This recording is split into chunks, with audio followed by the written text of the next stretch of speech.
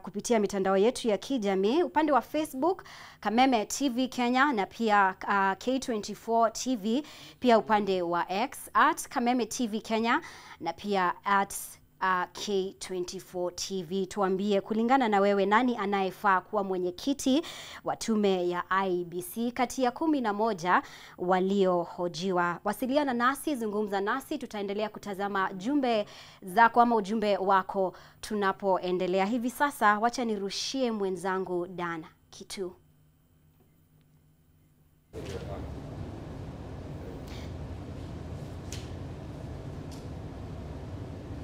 Ambazo mnaendelea kutuma ninavyo ambiwa. Kuna mtu anayesema mimi ningependa yule mtu ambaye hajawahi kuhusishwa na ufisadi, na pia sio mzee sana, kwa sababu wazee ndio wanapewa kazi na rais, na yeye alisema serikali ni ya vijana. Serikali ya Ruto yote 90% ni wazee. Asante sana. Acha tuchukue jumbe ingine. Shida ni kuwa tayari Ruto na Raila wanajua ni nani wameamua. Hapo kwa interview ni formality tu. Tayari wanajua ni nani, hata hakuna maana ya uchaguzi 2027 kulingana na maoni yangu. Juu referee tayari President Ruto na Raila wako naye. Asante sana. Daniel MK anasema going by the interview, the Turkana man performed great. Asante sana kwa maoni yako. There are only 2 competent and truthful men, Lorot and Ethicon. Turkana Nation donates them to serve the Republic of Kenya. Lopeok Samuel, asante sana kwa ujumbe wako siku ya leo. Kilisha Hassan Kirui anasema Anne Amadi, she's a rational thinker. I like that woman. I wish her the very best. Asante sana. Wacha tuchukue zingine mbili. Haron Nyabwari anasema Charles Nyachai. Asante sana. John K anasema none of them. Angependelea yeyote achukue kiti cha mwenyekiti ya tume ya IEBC. Asanteni sana nyinyi wote ambao mnaendelea kutuma jumbe zenu, tutaendelea kuziangazia. Kumbuka unaweza wasiliana nasi kupitia mitandao yetu ya kijamii, kupitia upande wa Facebook Kameme TV Kenya na pia K24 TV, upande wa X @Kameme TV Kenya na pia @K24 TV. Endelea kuwasiliana nasi. Kwa hivi sasa wacha nirejeshe kwa mwenzangu Dan Kitu. Asante sana Mumbi Chege. Kazi nzuri hiyo unayoifanya hapo kukusanya maoni ya Wakenya katika mitandao ya kijamii kuhusiana na mada yetu hapa. Naam, sasa mazungumzo hapa studioni yanaanza kuhusiana na IEBC tuitakayo. Siko peke yangu studioni kama nilivyokuahidi. Niko naye mbunge wa Tigania Magharibi Bwana John Mutunga. Karibu sana ndani ya K24. Asante sana Bwana Kitu. Naam, vile vile niko naye John Makababu, rais kutoka shirika hili ambalo si la kiserikali, Kenya Youth Organization. Karibu sana. Asante. Naam, nitaanza na wewe Bwana Mutunga. Tunazungumzia kuhusu IEBC. Tayari usaili ule wa kuwahoji wagombea 11 wanaosaka nafasi ya wenyekiti wa tume ya IEBC umekamilika leo. Na baadaye wataanza sasa kuwahoji wale ambao wanasaka nafasi za makamishna wa tume ya IEBC. Katika mada yetu tunasema IEBC tuitakayo. Tunazungumzia kuhusu wa Kenya. Hii ni IEBC aina gani ambayo sisi wa Kenya tunaitaka? Asante sana Bwana Kituru. IEBC Wakenya wanaotaka ni IEBC ambaye iko na watu tuseme viongozi wake na waume ambao ni watu ambao hawana kashfa yoyote. Watu ambao ni wapenda ukweli, wanaofuata taratibu na kanuni zilizoko bila kusurutishwa na yeyote. Watu ambao wanafanya kazi yao kulingana na katiba na kulingana na sheria za Kenya. Watu ambao ukirudi nyuma ukiangalia utendakazi wao unaona kweli ni watu hawana mambo mengi ambayo Wakenya hawapendi. Wakenya hawapendi ufisadi, Wakenya hawapendi uongo, Wakenya hawapendi watu ambao wanaelekezwa na uongozi tuseme katika tume ya IEBC. Wanaoelekezwa na uongozi njia ambayo sio nzuri. Wanaopendelea upande mmoja, negemea upande mmoja. Unakumbuka mwaka wa 2007 na 8 hapo tulikuwa na shinda kubwa sana katika nchi yetu kwa sababu ya uamuzi uliotolewa na IEBC na ikasemekana kwamba ni kama huo uamuzi haukuwa wa halali na ilituletea shinda kiasi na tungetaka kama Kenya kurudi pale tena. Kwa hivyo Wakenya wanataka watu weupe kama pamba. Kama kwa nao watu kama hao ndio Wakenya wanatarajia. Naam, maelezo mazuri kabisa kuhusiana na watu weupe kama pamba, ndivyo anavyosema Bwana Mutunga. Bwana Ababu amezungumzia kuhusu sifa za watu ambao wanahitajika ndani ya tume hiyo ya IEBC. Wewe tupe sifa zako, ungependa kuiona tume ya IEBC katika taswira aina gani? Kwanza asante sana kwa mwaliko wenu. Jambo la ambalo mheshimiwa amesahau pengine kumuongezea, amepeana sifa nzuri ambayo kila Mkenya angetaka. Amesahau tu jambo moja ambayo ni kuu. Amesahau kwamba katika ile IEBC ambayo tunaitaka 2027 tunataka pia vijana wawe wamehusishwa. Kwa hizi election ambazo zimepita tumekuwa tukisikia kwamba kumekuwa na a lot of complaint katika transmission of election. Watu wengi hawajakuwa complain about counting of election. Shida kuu ambayo tukiangalia katika ile election ambayo tulifanya 2013, election ambayo tulifanya 2017 na election iliyopita ya 2022. Shida si kuhesabu kura. Shida inatokea pale katika kutransmit election. Yale matokeo ambayo yamehesabiwa kule chini yanapoteleanga hapa juu. Ikifika Bomas ni matokeo mengine. So this time tunataka vijana ambayo wanaelewa IT. Na tumeona wamejitokeza wako. Ndio maana tunasema raundi wacha qualification isikue tu ni mama religious venye article 250 nasema ni vijana tu walio na uwezo wa kufanikisha matokeo ambayo ni sahihi kama unavyosema kupitia upeperushaji wa matokeo yenyewe. Hatusemi vijana pekee, lakini tunasema hii wakati ni wakati ambao tunafaa vijana wahusishwe. Sababu gani? Ukiangalia katika saa hii mitandao imebadilika. Ule mtu ambaye alifanya IT 1992 na kijana ambaye amegraduate katika hizi ma university zetu pengine mwaka wa 2020, wezi compare akili ya watu wawili. So tunasema raundi lazima rais ahusishe vijana katika hii commission ambayo tunaitarajia kuja. Naam, Bwana Mutunga, tuwezi kuzungumzia kuhusu uadilifu viongozi ambao ni weupe kama pamba kama ulivyosema wewe mwenyewe bila kuangazia wale ambao wameorodheshwa na wale ambao bila shaka mmoja wao atakuwa mwenyekiti wa tume ya uchaguzi wa mipaka nchini IEBC. Na unapo bila kuyataja majina moja moja, lakini unapotazama orodha hiyo inakupa imani kwamba tutapata mwenyekiti mwenye sifa kama ulizozieleza?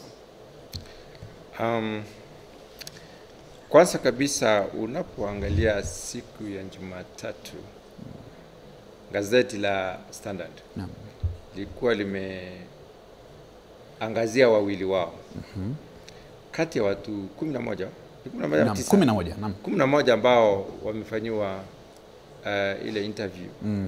Watu wawili tu waliingia waliangazwa kwa ile gazeti la Standard.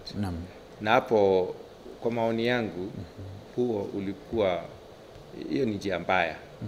Kama tunataka kuangaza na tuseme aswa ni nani amefanya nini ama anafuatwa na nani, kama lazima tupitisha habari kama hiyo wakati kama huu, kwanza kabisa tungehakikisha tumeangazia wote. Tunasema na mazuri na mabaya ya wote. Hapo hata Wakenya wangeelimishwa vilivyo, ndivyo waweze kujua huyu kweli tumemwelewa, hivi ndivyo maisha yake yamekuwa hapo awali. Hiyo ndio njia amepitia, amehitimu ama hajahitimu, yeye ameishi maisha aina gani, amefanya kazi gani, ako na uzoefu aina gani, ndivyo tuweze kuwa tumefananisha wote. Hapo kwanza na wakosoa. La pili, wale katika wale 11 unajua lazima kuwa na nambari ya kwanza na nambari ya mwisho. Nataka kusema hivi, watu wengi sana wanaweza kuhitimu kukaa kwa kitengo chochote kile, ili hali tu wafuate katiba, wawe na desturi na maisha yao yawe mazuri, hawajapatikana na hatia yoyote, na waweze kufuata katiba na sheria za Kenya. Wafuate bila uoga, bila mapendeleo, bila kuegemea upande wowote, wanaweza kufanya. Kwa hivyo katika yale majina mimi inawaza kwamba lazima kuwe na mmoja wao, wawili, watatu, wanne hivi ambao wanaweza kuhitimu, wakipewa ile nafasi wanaweza kuendeleza ile nafasi vizuri. Tukiangalia mtu kama Chebukati. Chebukati alikuwa mtu ambaye alifanya kazi yake na Wakenya wakafurahia ile kazi yake alifanya.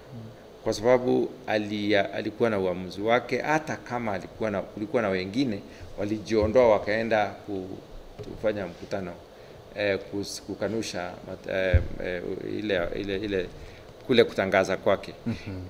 Nikiulizwa na nini, kwa nini nasema Chebukati alifanya kazi yake vizuri? Naam.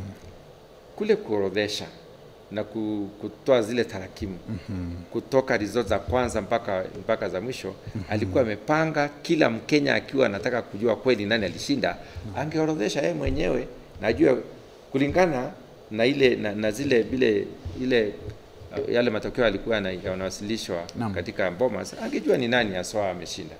Kwa hivyo ule utandawazi ndio tunahitaji kama Wakenya, na Wakenya wanaomba nani ataweza kufanya kazi ambaye ni kazi wazi. Kuna watu wengi wamefanya kazi Kenya na tunajua wamefanya kazi nzuri. Naam, sasa Bwana Babu, tazama katika chaguzi kuu 3 zilizopita kumekuwa na kesi mahakamani kupinga matokeo hasa ya urais. Wakati huu tunazungumzia kuhusu tume ambayo itaongoza uchaguzi mkuu wa mwaka 2027. Hali itakuwa tofauti? Sioni hali ikiwa tofauti sana, kwa sababu Wakenya ni wale watu ambao wanapenda siasa, na siasa ndio ambayo inaongoza hata ile mkakati ambayo inaendelea sasa hivi. Unapoangalia hata ile procedure kuchagua hawa ma commissioner wetu, inasemekana very clear the committee ambayo inawafanyia interview itapeleka hayo majina katika ile bunge letu. Inapokuwa katika ile bunge letu lita approve, but inawaachia rais mamlaka ya kuchagua wale. Sasa tunapoangalia hapo tunaona kwamba bado rais ako na mamlaka zaidi kushinda hizo independent office ambayo tunasema iko independence. So ni wakati ambao umefika pia tuanze kuangalia hii katiba yetu, ni wapi tumeona imekuwa na kizunguzungu katika hii uchaguzi wetu. So it's high time tuanze to revisit hii our election reforms, hii katiba yetu, tuangalie ni wapi ambayo tulikosea. Ukiangalia saa hii watu wako katika ile mchakato, tunasema tunataka makomishona na tunataka chairman ambayo ni mwaminifu, ambayo ni mdhalifu, lakini wamesahau zile shortcomings ambayo tulikuwa nazo katika 2022. Sijaona watu kama ukilia tukisema ndipo sawa makomishona wakuje hapa. These are some of the shortcomings ambayo tunataka turekebishe, ndipo sasa tuweke nini hawa makomishona. Wengi wanapokuja hawajui ni nini linaongoja. Naam. Na Bwana Mtunga, swala ambalo kidogo lina tatiza ni hili ambalo analizungumzia Bwana Babu, kwamba mwisho wa siku yule ambaye atateuliwa na jopo hilo kuwa mwenyekiti wa tume ya uchaguzi na mipaka IEBC, jina lake litapelekwa kwa Rais William Ruto kufanya ama kuidhinisha. Lakini huyu Rais William Ruto ni mmoja wa wachezaji, wapo sijakosea, katika uchaguzi mkuu wa mwaka 2027, na maanisha kwamba atakuwa debeni bila shaka. Anapopata nafasi kama hii, na sasa hili linaibua swala ambalo ulikuwa unazungumzia awali, mapendeleo na kuegemea upande fulani. Hudhani kama mwanadamu mwingine na mwanasiasa ambaye pia ana azma atataka kushawishi kwa namna fulani mtu ambaye anaweza egemea upande wake?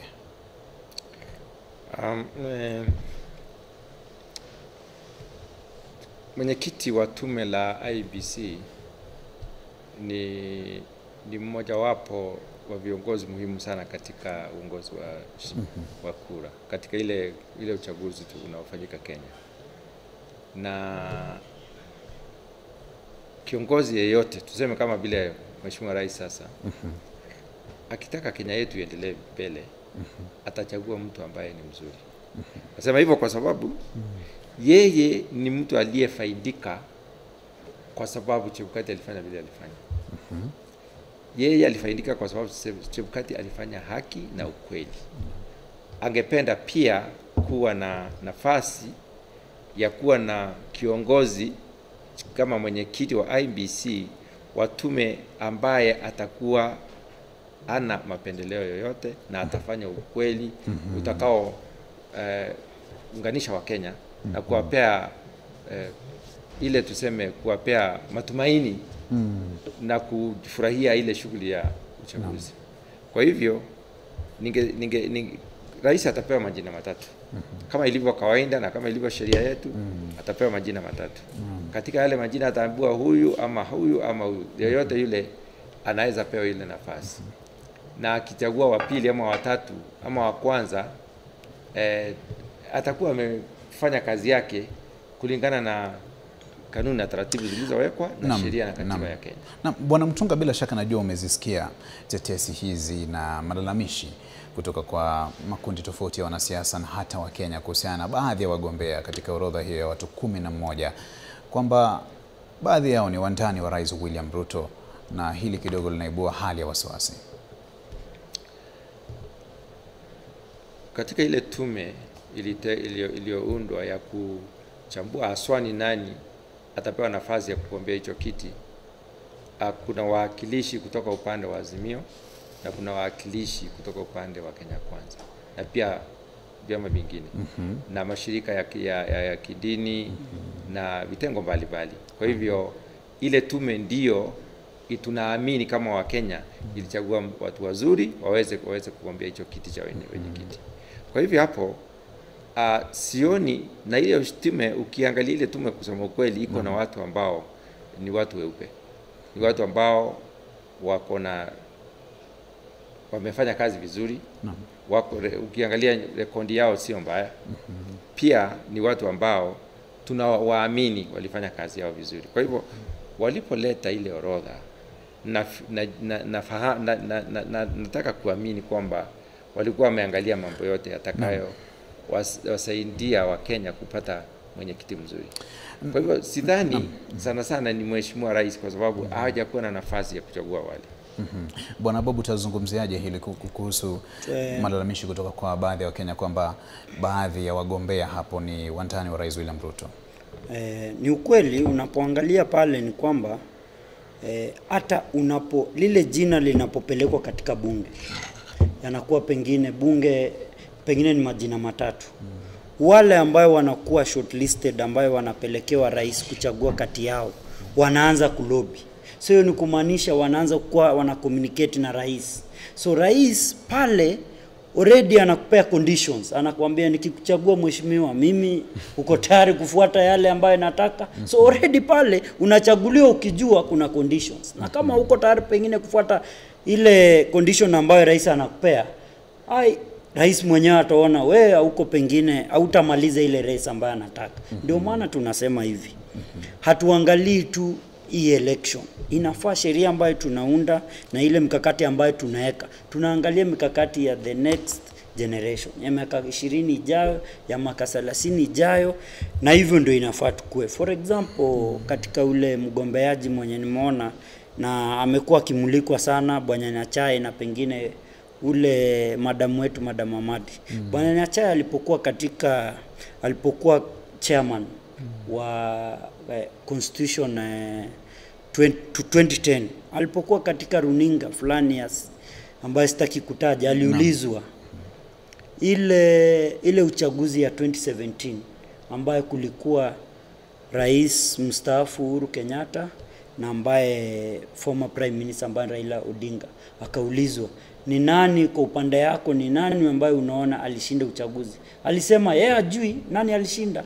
Na huyo ndio tunaona saa hii vyombo zote zinaangaza huyo ndiye akwe chairman wetu. Hiyo ni kumaanisha atatoroka, atawacha hicho kiti. Tushaimweka tumemtest na hiyo chairman iliyopita. Naam, Bwana Mutunga, tume hii inaitwa tume huru kwa maana kwamba haifai kuwa na mwingilio wote wa kisiasa. Lakini tazama kisheria na mchakato huu ambao unaruhusu majina ya wale ambao wameonekana kutia fora zaidi katika shughuli hii ya usaili wa mahojiano wa wale ambao wana mezea mate nafasi hii ya mwenyekiti. Mwisho wa siku yatapitia kwa Rais William Ruto. Huyu ni mwanasiasa. Je, hapo kuna uhuru? Bwana Kituru, nataka kurudisha nyuma kidogo kwa uteuzi ambao Mheshimiwa Rais amefanya hivi majuzi na vile hao viongozi wanafanya kazi katika tume huru kama hii. Tunaangalia kama Commission on Control of Budget. Ukiangalia ile ripoti yake anatoka, hiyo ripoti kusema ukweli haina influence yoyote kutoka kwa serikali. Ukiangalia Auditor General anasema kabisa mambo yake bila kuzurutishwa na kuogopa yeyote. Pia ukiangalia uteuzi wa Chief Justice, sio Chief Justice, Attorney General, mkuu wa sheria, vile unaona pengine wengine walikuwa wanafikiria Mheshimiwa Rais atateua huyo kwa sababu pengine ni mtu ambaye anajulikana kwa muda mrefu, usimamizi wake unajulikana, utendakazi wake unajulikana, na hata wakati anafanya kazi yake vizuri. Kwa hivyo mimi naamini hatumii mambo mengine ambayo sisi tunafikiria hapa. Na hata kule kujaribu kumfikia pengine ndio mtu aweze kupata uteuzi, sidhani ndivyo kunaendelea hivyo. Kuna kuwa na lobbying, lakini hizi si vitu independent commissions. Wakati mwingine hata yeye angetaka kupata independent commission ambayo inafanya kazi vile inatakikana. Na kitengo kimoja kinachoweza kuleta shida katika nchi yetu ni ile inaitwa Electoral Commission of Kenya, IEBC, Electoral and Boundaries Commission, kwa sababu hao siasa ama tuseme kupiga kura ndio jambo moja ambalo linatenganisha Wakenya kabisa. Kuna jambo lingine na ndio linaweza kuleta tatizo na kashishi katika nchi yetu. Kwa hivyo akiwa kiongozi ambaye angependa Wakenya washirikiane, na ukiangalia vile ameendesha serikali yake inaonyesha kweli angependa Wakenya wawe na umoja, ndio nchi yetu iwe nchi tulivu, na vile ilivyo kwa wakati huu nchi yetu ni tulivu. Angependa kuenda njia ambaye ingeegemea upande huo. Pengine kuuliza tu mheshimiwa swali. Ametaja ule control of budget. Madam Margaret Nyakongo. Tumeona amefanya kazi nzuri. But tunaona kila mara anapofanya kazi nzuri ile kitengo ambayo ni executive ambayo inajaribu kuinfluence. Tumeona wameletewa makesi. Ama pengine mimi ni mgeni Kenya. Nimeona anapokuwa anasema hili budget limetumika vibaya. Anasema akitoka tu nje ya bunge hivi anawekewa masubaru. Sasa hao ndio commission ambayo tunasema ni independent commission. Ni swali tu pengine kwa mheshimiwa. Na sasa umezungumzia kuhusu hizo sifa muhimu, na hizi bila shaka zitasaidia pakubwa katika kuendesha tume hii ya uchaguzi na mipaka, lakini sifa ambazo zinahitajika za uadilifu katika usaili huu ambao umekamilika leo, Bwana Mutunga, umeona mtu ambaye anaweza sema la atakapopigiwa simu pengine ama kushawishiwa kivyovyote vile kutoka kwa ofisi kubwa serikalini kuhusiana na mchakato fulani ambao utapendelea upande fulani? Kenya hii kuna watu wengi watasema hivyo. Si watu wote wataweza kutishwa ndivyo pengine wapewe kazi. Si watu wote watapewa masharti ndivyo waweze kutekeleza shughuli zao vile inatakikana. Si wote. Kuna wengine na tumewajua katika nchi yetu vile inaendelea. Na ningesema kwamba ukiangalia vitengo vingi, hata these commissions wengine wanafanya kazi yao independently. Kwa kusema ukweli, tukitaka kusema ukweli ulioko, wengine wanafanya kazi yao vile inatakikana ifanyike. Na nikijaribu kujibu swali lake ndugu yetu pale Bwana Makababu, John Makababu. John Makababu,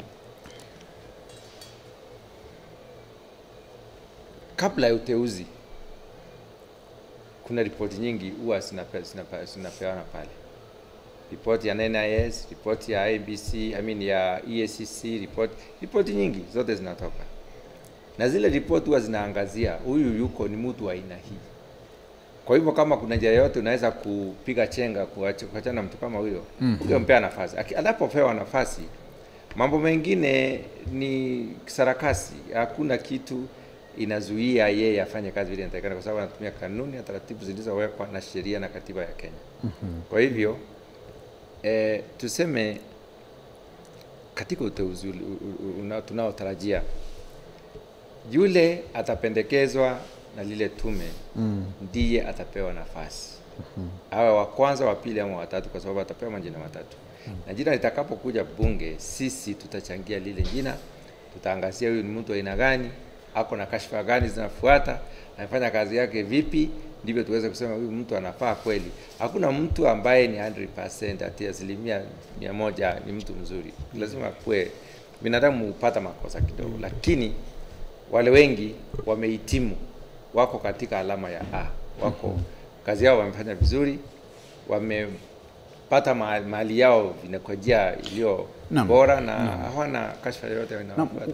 Umeonekana kumpatia sifa marehemu Wafula Chebukati kuhusiana na jinsi alivyoendesha uchaguzi mkuu wa mwaka 2022. Katika IEBC hii tuitakayo, ambayo itaendesha uchaguzi mkuu wa mwaka 2027, ungependa nini kibadilike kiwe bora zaidi kuliko ilivyokuwa mwaka 2022? Kwanza kabisa, watakao piga kura kwa wingi na walio wengi katika Kenya hii ni wana youth. Ni watu ambao wana miaka kati ya 18 na 36. Iko kitengo ndicho kikubwa kabisa. Ukiangalia zile tarakimu, hao ndio wengi kabisa. Na kama hao ndio wengi, ingefaa tutumie mbinu ama tutumie taratibu ambazo wanaelewa zaidi. Lugha yao ni ICT. Kama hatuko na uwezo na hatuko na umaarufu katika ICT, tutakuwa tunafanya makosa. Ingefaa mtu akipiga kura ina reflect direct, inaonyesha huyo fulani wa fulani amepiga kura na ampigia fulani wa fulani. Maneno yanapisha, hata kama haitaonyesha jina, tuseme kituo fulani mtu amepiga kura na amepiga rais fulani. Tarakimu kama hizo zitokee moja kwa moja, ndivyo watu waweze kuendelea wakijua bila tunaenda fulani wa fulani ndio anaegemea kushida, hao wengine pengine wanamfuata hivi. Hapo ndipo wanayudhi wetu wako. Na tusipoangalia njia kama hiyo, hapo sasa itakuwa tatizo, kwa sababu njia za zamani asifurahishi watu wengi. Naam, Bwana Mutunga amezungumzia kuhusiana na teknolojia itakavyotumika katika kuhakikisha kwamba chaguzi zinaendeshwa kwa njia wazi kabisa. Lakini sasa tuzungumzie kuhusiana na ndio uchaguzi lazima ukuwe huru na ukuwe wa wazi. Lakini IEBC itawezaje kuhakikisha kwamba hilo linaafikiwa? Je, ni huu mfumo wa kielektroniki ama ni swala la sifa za wale ambao wanasimamia tume hiyo? Tatizo letu kubwa ni nini? Tatizo letu ni wale watu ambao wanahusika katika tume ama ni mifumo yetu? Mimi naweza sema ni mifumo letu, lakini unapoangalia pale, hata nakubaliana na mheshimiwa kwamba shida si voting. Wengi tunaona wako kwa line wanapovote. The biggest issue ambayo tunayo kama Kenya ni transmission. Pale ambapo unapomaliza kupiga kura, wewe unaenda nyumbani, kura yako imeandikwa ni 5. Unapofika pale, inapofika huku juu unapata ni 2.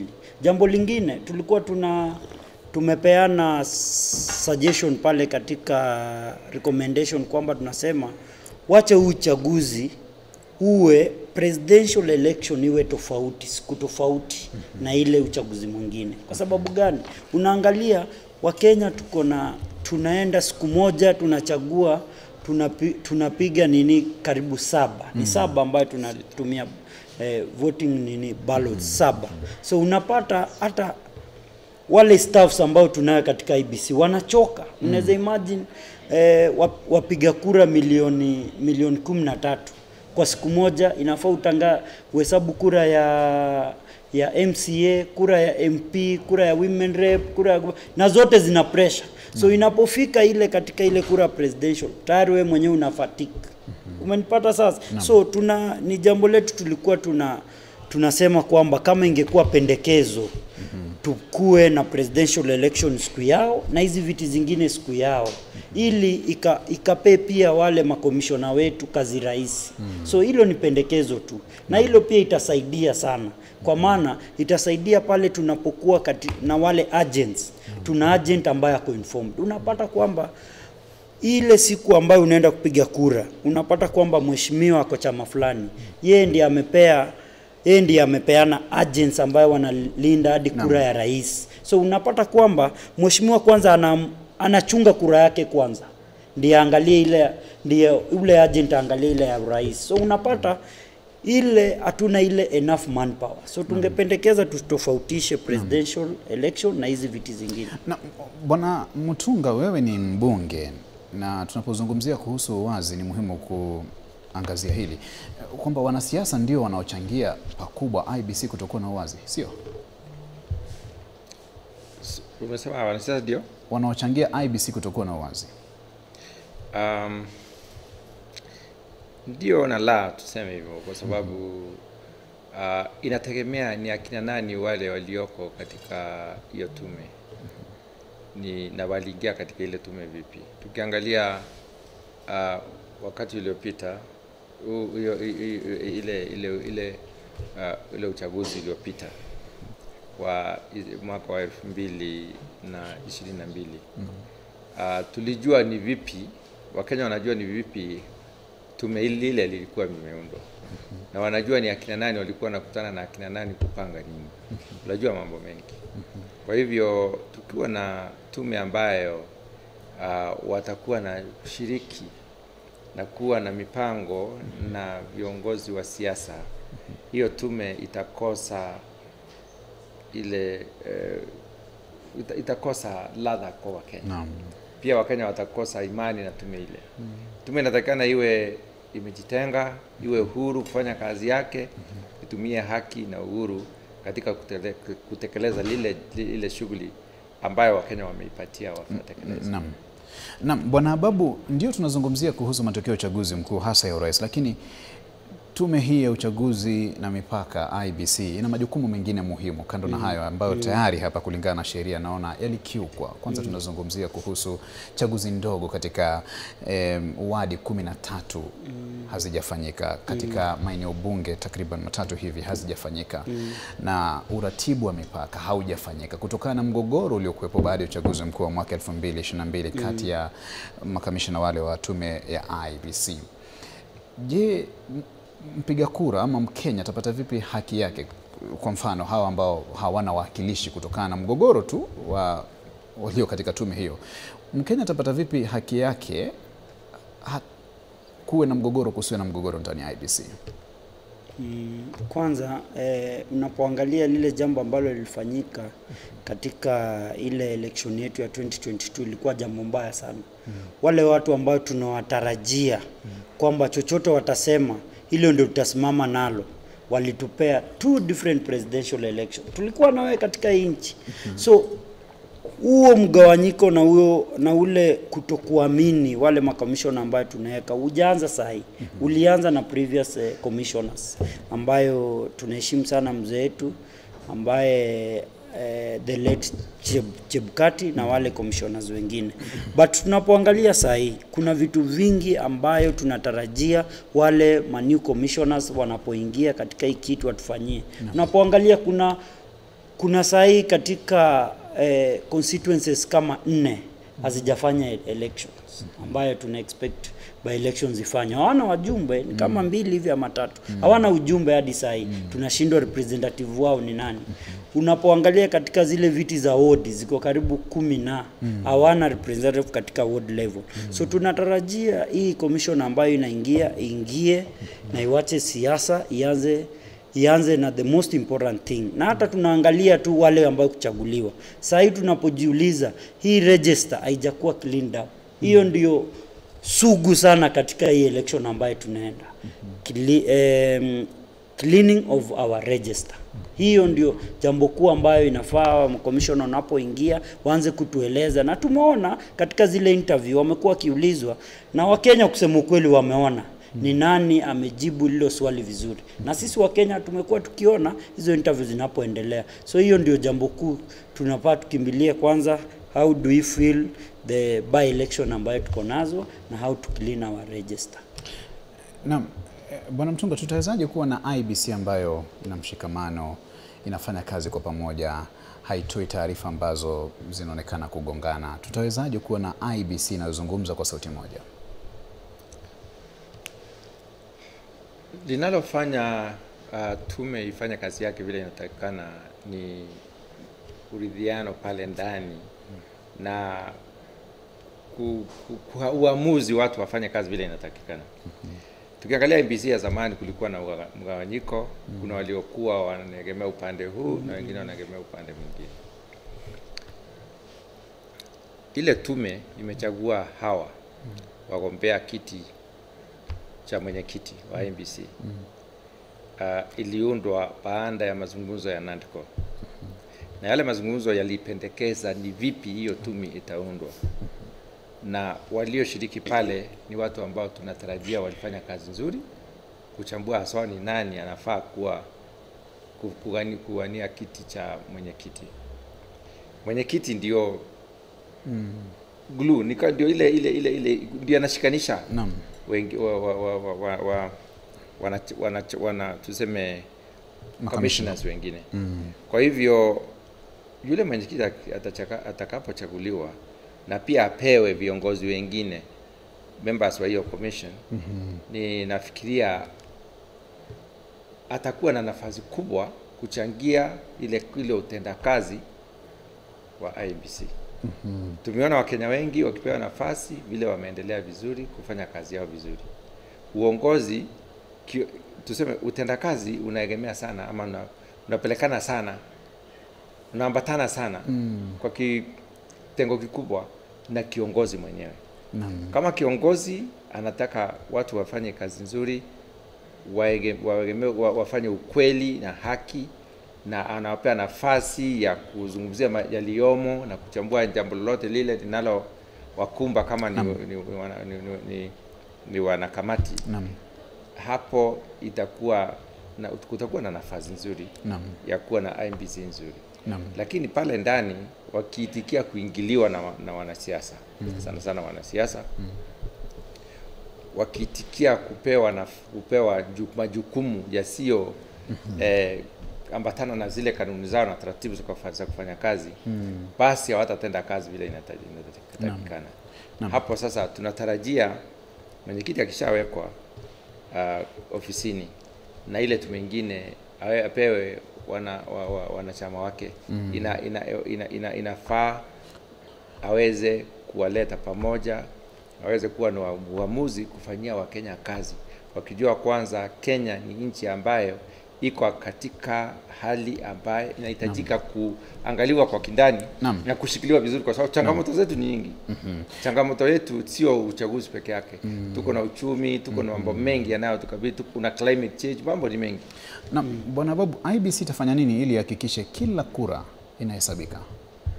Jambo la kwanza, tunataka ule chairman ambaye atachaguliwa alete ile confidence na trust ambayo Wakenya wanahitaji. Wakenya wengi kwa saa hii hawana ile confidence na independent commissions zetu mingi. So tunahitaji anapokuja kwanza alete ile confidence ambayo Wakenya wamwamini kwamba ukweli huyu ni mwenyekiti na ambaye ako independent, ambaye aku influence tofauti. Na hiyo itakuja tu tunapoona anapoingia, tuone ile budget ambayo ana propose. Nimeshtuka tumeona katika vyombo za habari CEO wetu wa commission ambaye anasema sasa tunahitaji 64 billion ku hold the election. So tunataka kwanza, jambo kuu ambayo tunataka kwanza la kwanza, ule bwana commission anapoingia, mwenyekiti wa ile commission aelewe kwamba Wakenya wengi economically hawako sawa.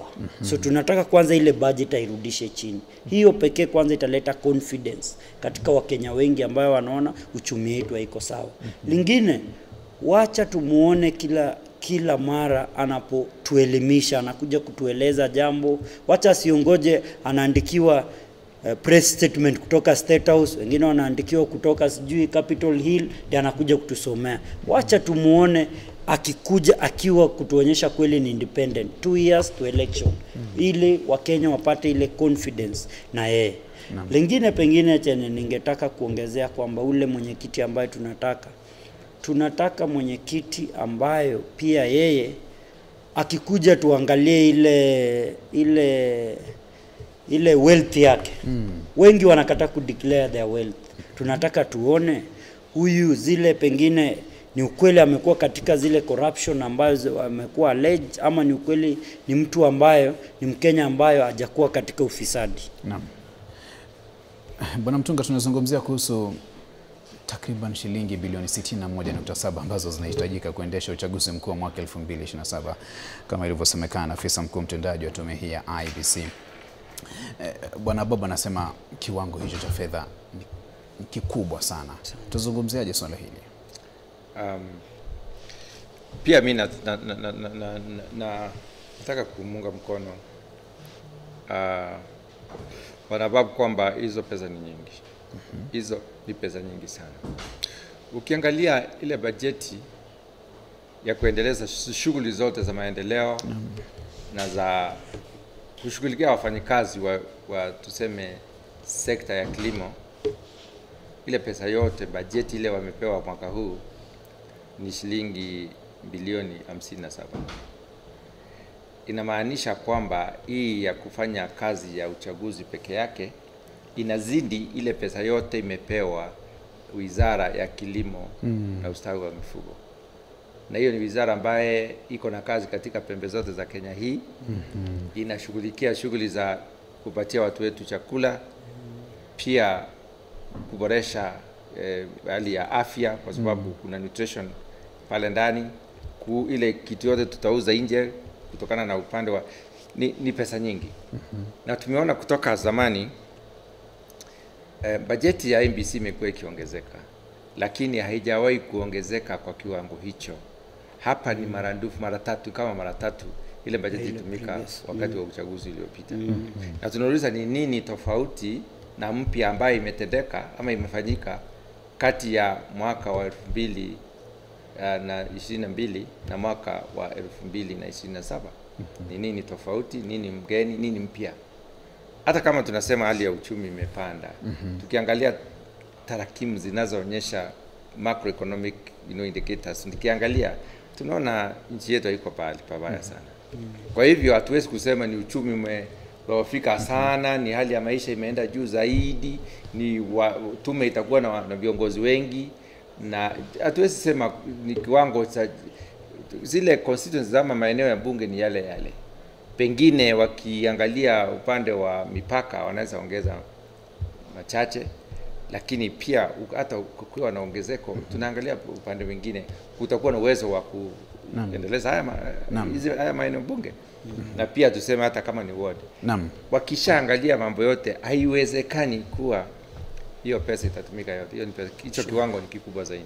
Nitaomba ushikilie hoja hiyo kwa sasa. Tunaelekea moja kwa moja huko Kikuyu, tuungana na mwanahabari wetu Oscar Ngunjiri.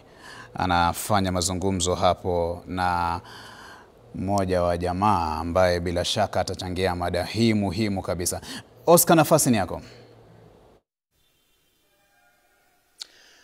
Shukran sana mwenzangu Daniel Kitu kutoka studioni, na ni kweli kama ulivyotaja kwamba tunaendelea na mazungumzo haya yanayohusiana na swali hili la ni IEBC ya aina gani ambayo Kenya inahitaji. Na kama ulivyotaja ni kwamba tuko katika eneo la Vindegwa, kaunti ya Kiambu, na hapa tumekuja kuzungumza na mmoja wa wasimamizi katika shirika la CMD Kenya. Itakumbuka kwamba shirika hili limekuwa likijaribu kutetea mambo mbalimbali ama kuzungumzia mambo mbalimbali yanayohusiana na uongozi bora hapa nchini na mambo yanayohusiana na masuala ya kisiasa. Na kwa hivyo hii leo tungependa kusikia ni vipi wanavyo liangalia ama litazamia hili jambo linalohusiana na kutengenezwa kwa tume huru ya uchaguzi na mipaka IEBC, na kupata mazungumzo haya tuko naye hapa Bwana Mwita ambaye ni mmoja wa wasimamizi wa CMD Kenya. Utasimama tu hapa. Asante sana kwa kutupa muda wako ili tuzungumzie haya masuala. Utajitambulisha kwa kifupi, kisha kwa maoni yako na kwa maoni ambayo najua yanasimamia pia vile vile CMD Kenya, ni IEBC ya aina gani ambayo kwa mtazamo wako ama kwa mtazamo wa Kenya, Kenya ingehitaji? Asante sana ndugu kwa kunitembelea huku na kuchukua maoni yangu. Kwa majina naitwa Range Mwita. Mimi ni mkuu wa Head of Programs katika shirika la Center for Multi-Party Democracy, shirika ambalo linafanya kazi na vyama vya kisiasa na hasa sana katika haya masuala ya IEBC.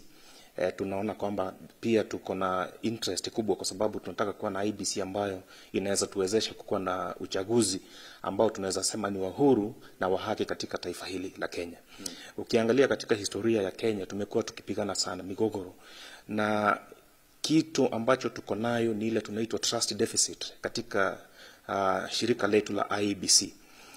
Sasa tungependa kuwa wanaoteuliwa kuwa makamishna wa IEBC pia mwenyekiti aweze kuhakikisha Wakenya kwamba uchaguzi atakao simamia hasa sana mwaka wa 2027 ukuwe ni uchaguzi wa haki na huru. Unapolinganisha maelezo ambayo umeyatoa na vile ambavyo tumeona wale ambao wanataka kuwa mwenyekiti wa IEBC wakipelekwa katika lile jopo la mahojiano, ni unafikiri kwamba tunaweza pata mtu ambaye anapelekana na yale maelezo? Kweli ni kwamba Kenya tuko na wataalamu wa kutosha. Wale wote ambao walikuwa shortlisted na wakaitwa katika hiyo interview, ni kwamba wakipigwa msasa, ukiangalia vile wanajieleza, ni watu wako na tajriba ya kutosha. Ni kwamba wanaweza simamia uchaguzi katika taifa hili na tukuwe na uchaguzi wa haki na huru. Lakini pia itategemea vile watapewa support na kila taasisi ya kitaifa. Wapewe support kifedha, wapewe support kwa kuwaamini, wapewe support kwa kupatia motisha ili waweze kutekeleza majukumu yao. Lakini unapozungumza kwamba wapatiwe ile nguvu ya kufanya kazi yao, mojawapo ya yale mambo ambayo umetaja ni kuhusiana na kupewa pesa ama kupewa pesa za kutosha kufanya ile kazi. Lakini kuna swali ambalo hujitokeza, mbona IEBC ipewe pesa ifanye uchaguzi, kisha baadaye tunapata kuna handshake ambazo zinajitokeza? Kuna faida yoyote ile ya kuwa na uchaguzi? Ni bahati mbaya kwamba kila kabla ya uchaguzi kuna handshake kwa sababu ya kisiasa, na wanasiasa binafsi ndio wanajua kwa sababu gani tunaenda hivyo. Lakini pia uhuru wa IEBC wa kupata bajeti yake ni muhimu sana, kwa sababu utaona kama saizi tuko na ile kitu tunaitwa boundaries delimitation, voter registration, kuna vitu za civic education ambao IEBC inafaa kufanya.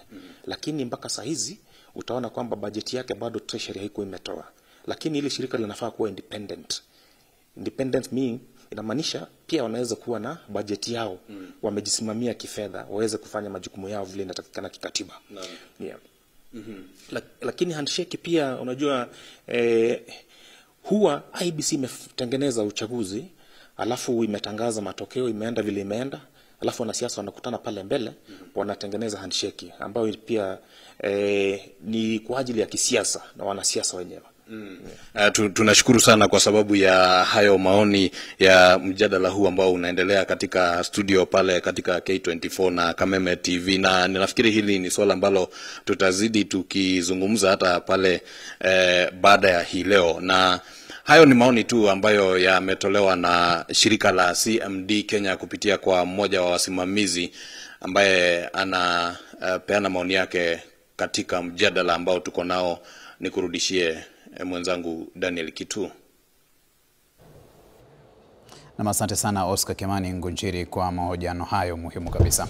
Naam, Bwana Ababu, nafahamisha muda wetu umetamatika. Nitakupa sekunde 30 hivi kutoa kauli zako za mwisho kuhusiana na IEBC tuitakayo.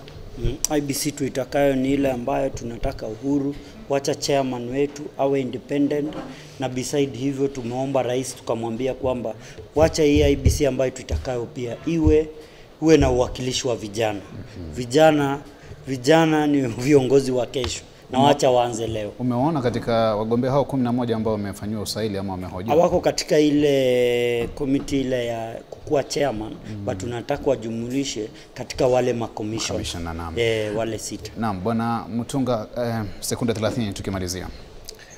Ningependa kupendekeza kwamba watakaoteuliwa ama atakayeteuliwa wapewe hiyo nafasi ya kuwa mwenyekiti wa IEBC, ajaribu kuhusisha watu wote wa Kenya, sana sana vijana, kwa sababu vijana pia kwa wakati mwingi huwa wanaona kama wanaachwa nje.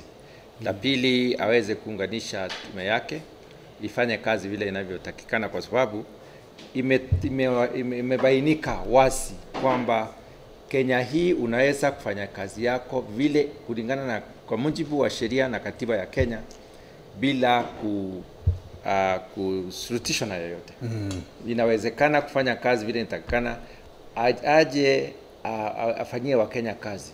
Asije kufanyia yeyote kazi, afanyie wa Kenya, afanye kazi safi, aache historia mzuri, na tuwe na watu wengi ambao wanaegemea upande huo, ndivyo Kenya yetu iwe na imani na hiyo mahali mzuri ya kuishi. Naam, asante sana Bwana John Mutunga. Kwa sasa tuelekee katika studio yetu C, tuungane na mwanahabari wetu Mumbi Chege atueleze Wakenya wanasema nini kuhusiana na mada yetu katika mitandao ya kijamii. Na asante sana mwenzangu Dan Kitu. Wacha kwa hivi sasa tuangazie jumbe 2-3 tuone vile Wakenya wanavyosema kwenye mitandao yetu ya kijamii kuhusiana na mjadala ama mada yetu ya siku ya leo kuhusiana na tume ya IEBC. Na tunakuuliza nani anayefaa kuwa mwenyekiti wa tume ya IEBC kati ya 11 waliohojiwa. Kulingana nawe, nani anayefaa kuwa mwenyekiti wa tume ya IEBC kati ya 11 waliohojiwa? Mutwiri Luke Kirema anasema Kissinger is in your opinion. Asante sana Mutwiri, maoni yako. Robert Chuma anasema the man from Turkana has all it takes to be the chairman. Asante sana Roba. Ronnie Reigns, they must appoint their supporter since time immemorial, and you know him from Kisiland. Naongelea kuhusu Charles Nachai. Asante sana. Gad Odera, asante. Vijana wanataka kazi. What happened to our economic zones and industrialization projects? Asante sana. Mbugwa Jason, Amadi, take it to the bank. It's a yes needed. Asante Mbugwa. Eric Kideka anasema sadly this is a UDA meeting. Asante Eric Kideka kwa maoni yako. Wacha tuone kama kuna jumbe zingine. Queen Ramadhana, who wants Didmas Barasa? Sijui wamaanisha vipi. Asante sana. Kipkemoi, Nyachai is best place to lead the team. Asante sana. Ni maoni ya Wakenya. Hivi sasa wacha nirejeshe kwa mwenzangu Dan Kitu. Na asante sana Mumbi Chege. Arafa ni nyingi tu kutoka kwa Kenya kuhusiana na mada yetu hapa. Lakini kumbuka sio mwisho wa kipindi hapa ndani ya K24. Awamu ya kwanza kwa lugha ya Kiswahili imetamatika, lakini awamu ya pili itakujia